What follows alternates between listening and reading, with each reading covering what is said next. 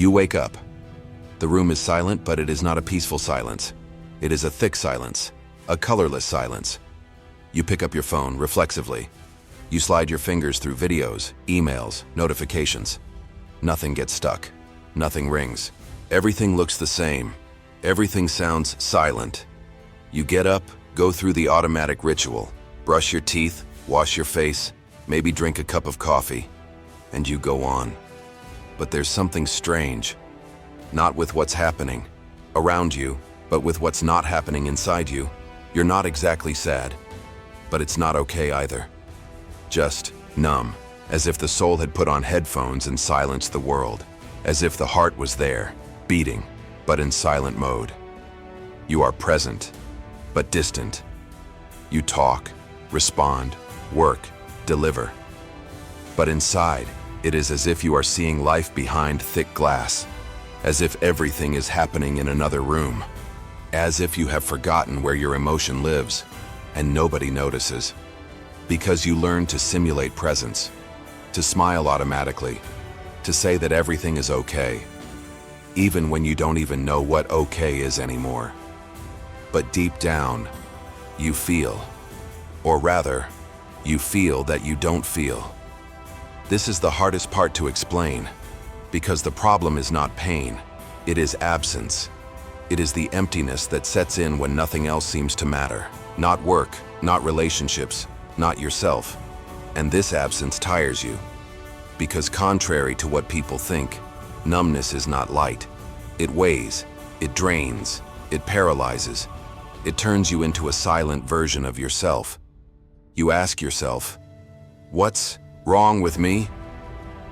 But maybe the real question is, what was too much for me? And I needed to pull the plug, because this state you are in today, maybe it is not weakness. Maybe it is defense. A mechanism of your own body, of your own psyche to keep from collapsing completely. And there is a real reason behind this. Human. Deep. Maybe a reason you've never heard. Because the world doesn't talk about mental exhaustion, about what happens when you're overworked on the outside and neglected on the inside. This video is for that. Not to give you another empty formula, but to look with you, with truth, at this state that has no name, but that haunts so many people. This place where you no longer feel pleasure, nor pain. Just a distant echo of who you once were. Maybe you're protecting yourself from a breakdown. Maybe your mind has hit the emotional emergency button, but if so, then there is a way back. And it starts now. What you feel is not laziness. It is not a lack of willpower. It is not necessarily clinical depression, although it often seems that way. It is something harder to explain, more invisible, and for that reason, more lonely. It's a silent burnout, a kind of exhaustion that doesn't scream, doesn't explode, doesn't beg for help.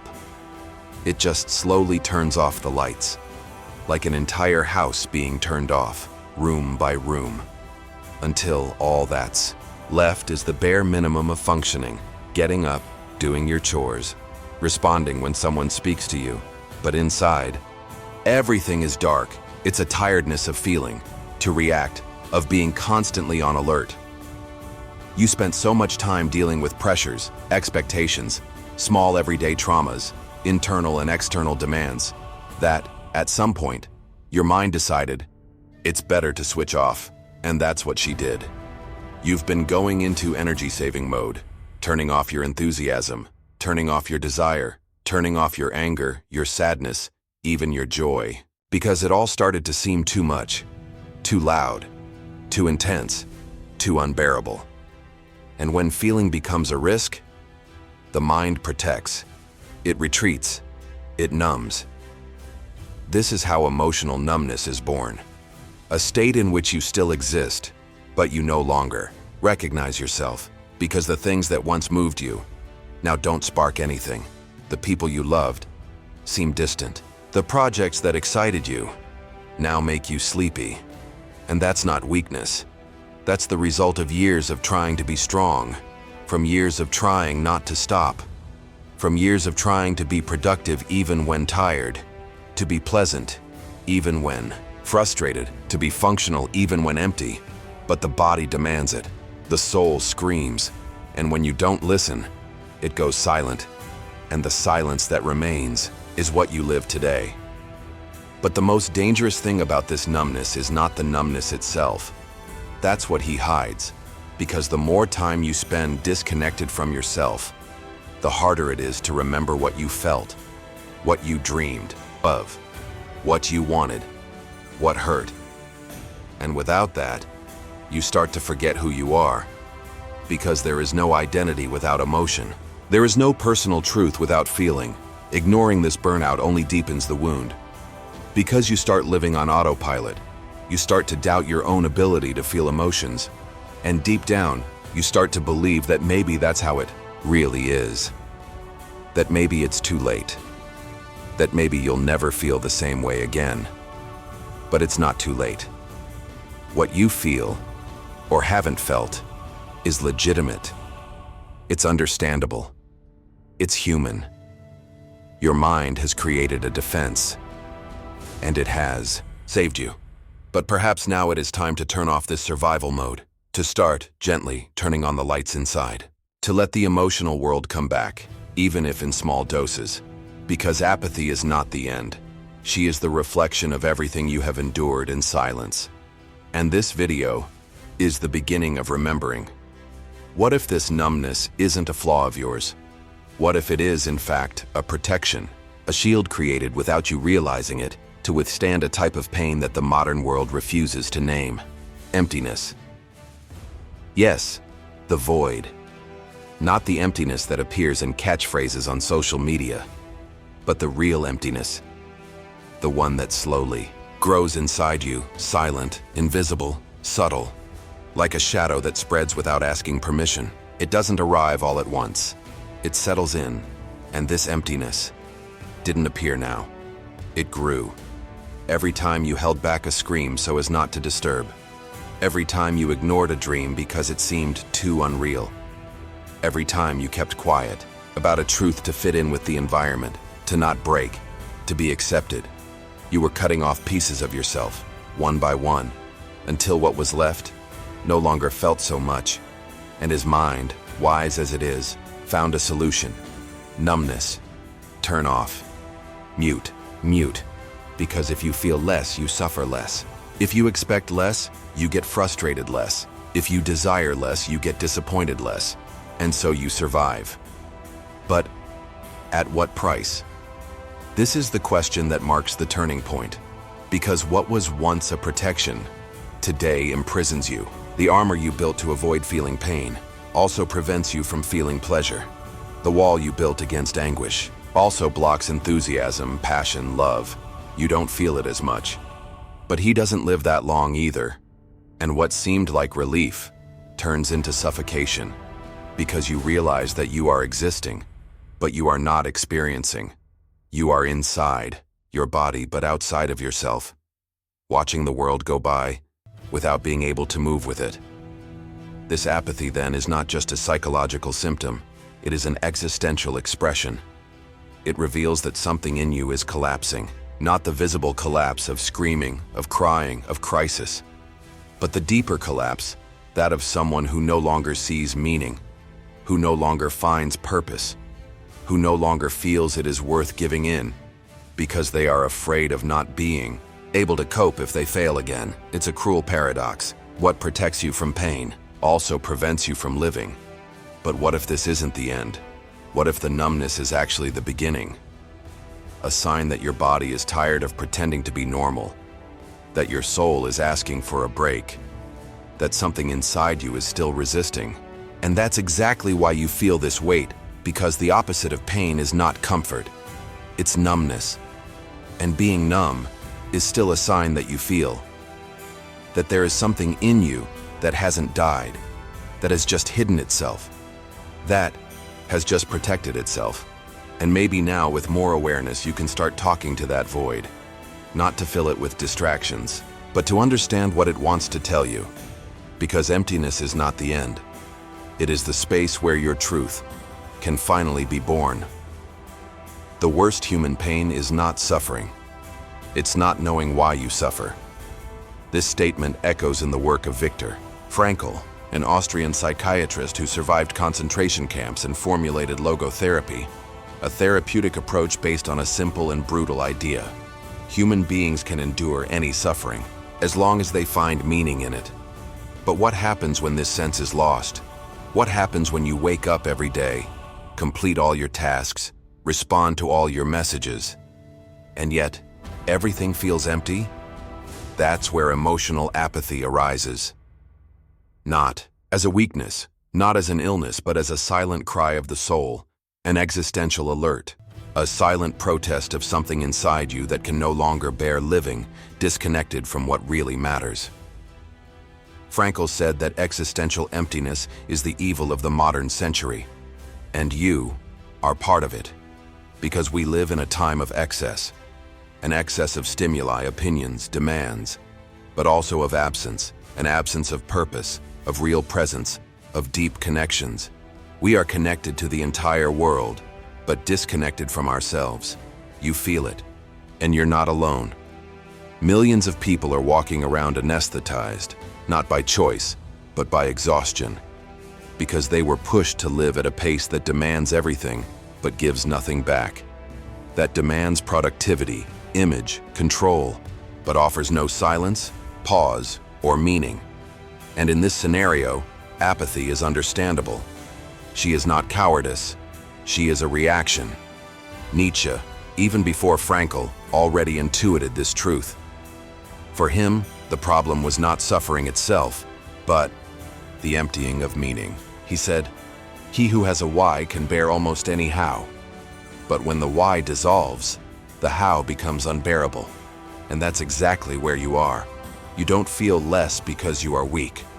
You feel less because you have been burdened with nameless pains, soulless obligations, rootless goals. And when the soul is exhausted, it shuts down. What you are experiencing today is the collective manifestation of a silent collapse. Yes, you are experiencing a crisis, but you are not alone. We are all in some way lost between the noise of performance and the silence of meaning. But there is a turning point. Apathy can be the end, or the beginning. It depends on what you do with it. Frankl believed that emptiness is fertile space, not misery. It is the soil in which truth can grow. As long as you stop running, as long as you stop pretending, as long as, even if you don't have the strength, you allow yourself to ask, what makes sense to me? Really? This question is the beginning, not the complete answer, but the thread that can pull you back, because maybe what you are feeling is not the end of your sensitivity, but the beginning of your listening. You live under pressure, not the occasional pressure of a stressful situation, but a chronic, invisible, diffuse pressure, an excess of stimuli that accumulates every day. Information, notifications, demands, goals, comparisons. Everything comes at you at the same time, demanding responses, decisions, performance, and, the worst part, you try to handle everything because you learned that stopping is failure. That slowing down is irresponsible. That feeling too much is weakness. And so you respond to everything, adapt to everything, endure everything.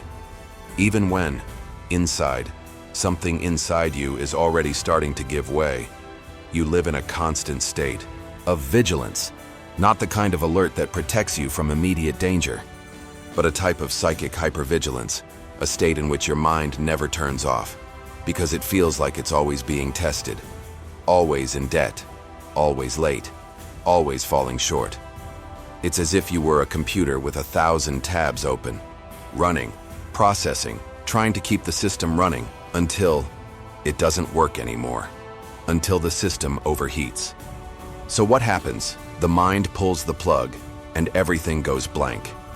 This is emotional numbness. It is not weakness. It is defense. It is not a choice. It is a mechanism. Apathy is not the collapse of sensitivity.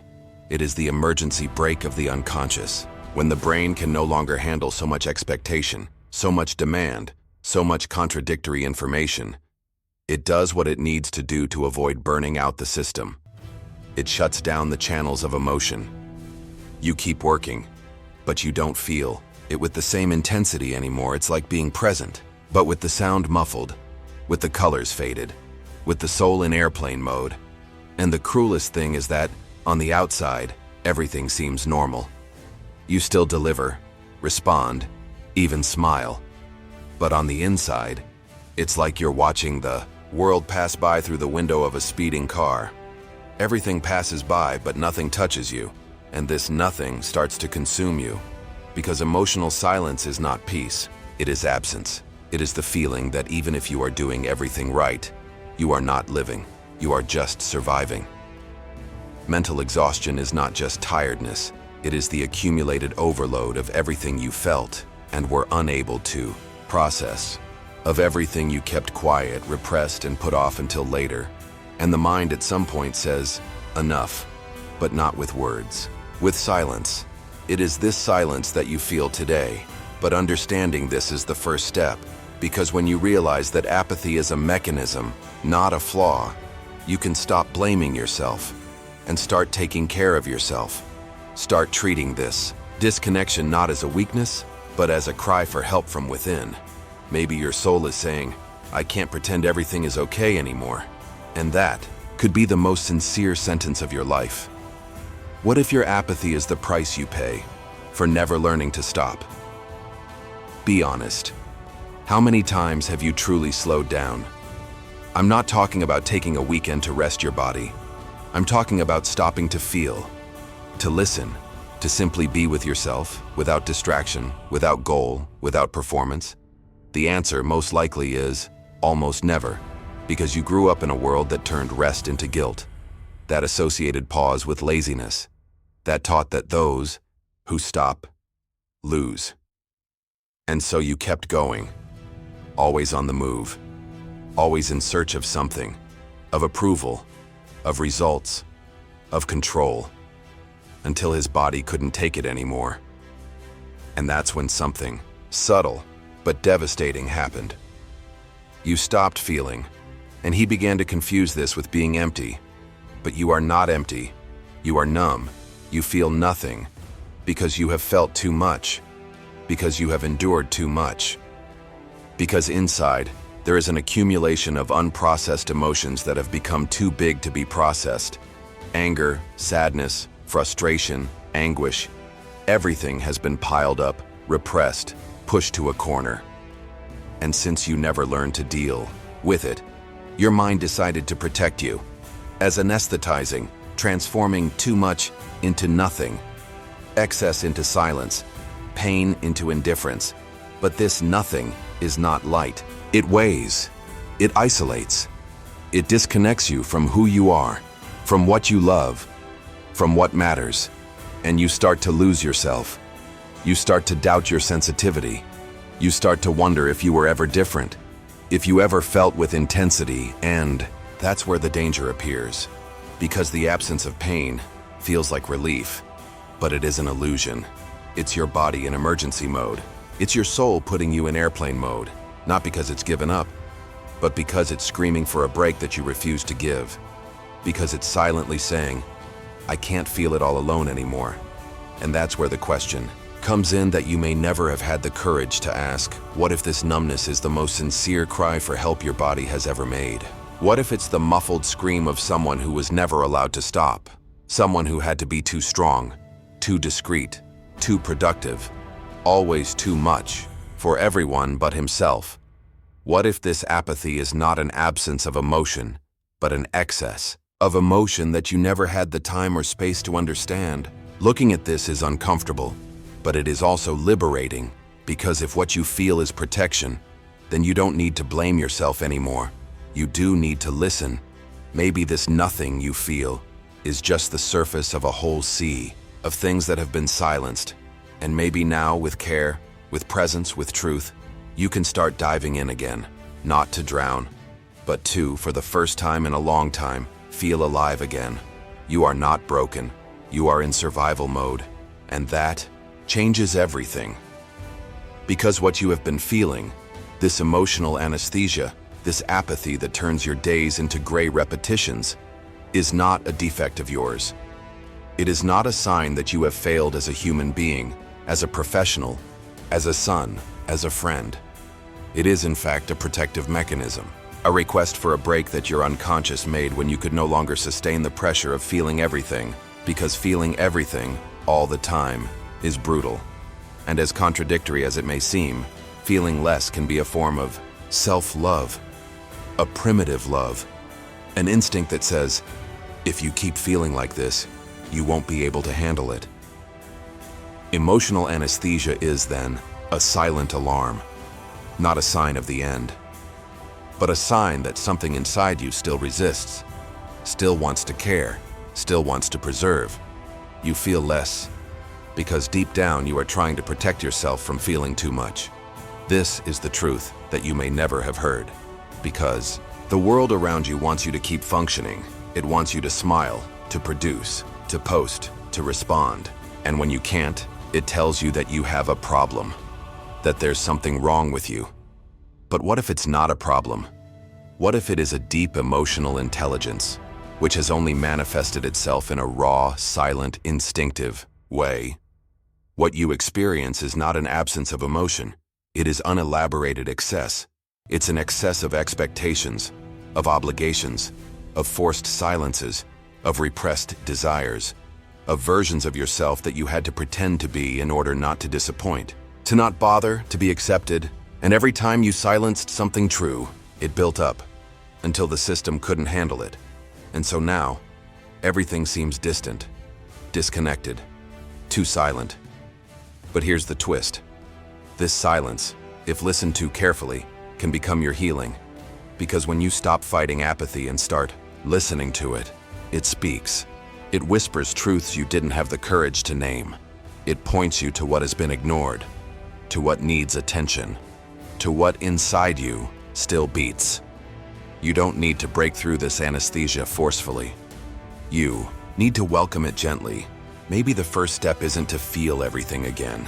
Maybe it's to feel just a little, a breath, a detail, a moment when you feel emotional, even if discreetly, a song that plays in a different way, a hug that for a moment unfreezes you, a smell, a memory, a phrase. These little cracks are light entrances, and the light does not enter where everything is perfect. It enters where there is a crack. You are not failing. It's coming back, slowly, truly, humanly. And maybe, just maybe, this nothing that you feel is preparing you to feel everything in a new way. A way that doesn't destroy you, that sustains you, because when anesthesia is understood, it becomes a path. Now, you're going to do something simple, but symbolic. Turn everything off. Everything. The screen, the music, the noise, the voices, the world. For 5 minutes, give yourself what the world denies you every day. Silence, 5 minutes. Just you with you. This is not a time for productivity. It is not for solving anything. It is not for understanding everything. It is a ritual, a breath. A sacred space amidst the numbness that has enveloped you. Now grab a pen and paper. Do not type. Write by hand. With your body. With your gesture. Because this act of writing on paper reconnects you with something that has been forgotten. Your physical presence, your intimate existence, your uniqueness. Close your eyes, take a deep breath, and then ask yourself, honestly, what does my soul feel is missing? Don't expect a perfect answer. Don't expect to understand right away, just listen. And then, write the first word that comes. Don't think. Do not judge. Do not edit, just write. Maybe rest will come, or love, or hug. Maybe it's freedom, or truth. Maybe it's something you don't even know how to deal with.